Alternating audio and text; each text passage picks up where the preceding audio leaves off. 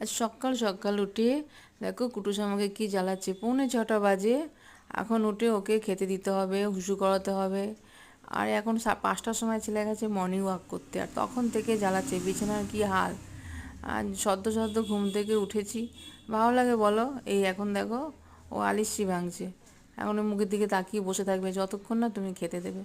আমি কী করলাম বলো তো, তাড়াতাড়ি করে বাসি কাজটা সেরে নিয়ে আর নিজেই একটু না দেখো খাওয়ার পড়ে আছে, নিজেই একটু চা নিয়ে বসে গেলাম। চাটা না খেলে কাজে এনার্জি আসবে না। এই কাপটা না আমাকে বড় খোকা গিফট করেছে ভাইফোঁটাতে।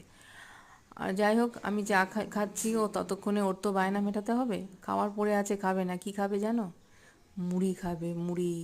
দেখো, না দেখলে বিশ্বাস করবে না, এইরকম জ্বালায় জানো তো। আর খুশিটাই সকালবেলা উঠে ভ্যা ভ্যা করে চিল্লাচ্ছে, সব কটাকে মানে ও দাদুকেও ঘুম থেকে তুলবে, সব কটাকে ঘুম থেকে তুলবে। এই হচ্ছে আমার আজকের মর্নিং শুরু হলো, ঠিক আছে।